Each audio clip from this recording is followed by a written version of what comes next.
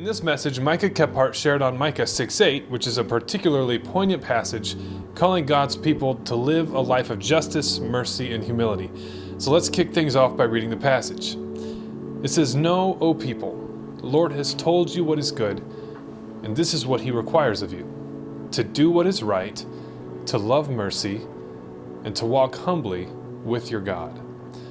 Now, what's astonishing about this verse is that it comes after a series of questions. Questions like, should we bring burnt offerings to God? Should we bring him rivers of oil? Should we even sacrifice our own children to him? Now, all of these things, even child sacrifice, they were all common practices in the ancient Near East. And many cultures assumed that that was what the gods wanted them to do. This is what the gods wanted from them. And when the rains didn't fall and the crops didn't grow, that must mean that the gods weren't pleased, which meant that you had to bring even bigger sacrifices. Eventually, for some cultures, it would escalate into some pretty awful things, child sacrifice being one of them. And these cultures were built around the understanding that the gods were fundamentally selfish beings. So that helps us realize how different the God of the Old Testament is. Many people look at the Old Testament as a backwards, irrelevant book. But once we realize the ways that Israel's neighbors often viewed their gods, we realize that this God is really quite different. He strictly forbids child sacrifice. And in verses like Micah 6:8, God makes it clear that the whole point of sacrificing anything to him at all is not for God's own selfish desires. God is trying to form his people into selfless, loving, justice-seeking people, because that's what God is like. So Micah Kephart zeroed in on a Hebrew word from our passage, the word mishpot. Mishpot is often translated justice. However, as Micah pointed out, there is more than one kind of justice. We have primary justice and secondary justice. Primary justice is preventative in nature. It is where we live in such a way that injustice just doesn't happen. It's when we live according to God's precepts.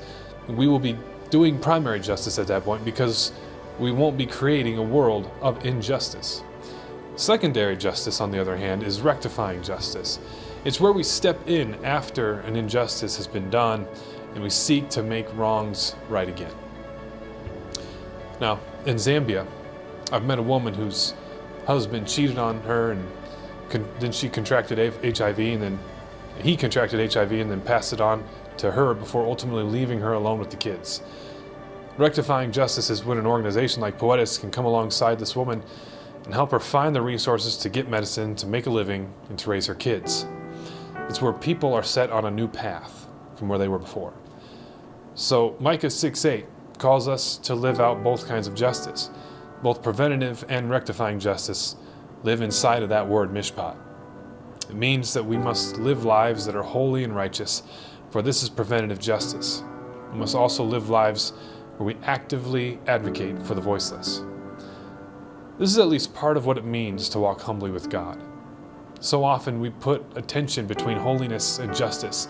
Some people are all about living a sinless life, holy living, while others are all about social justice. And when we understand what mishpat really is, we'll understand that it's really about both of those things. We'll realize that the distinction between the two is our idea, not God's.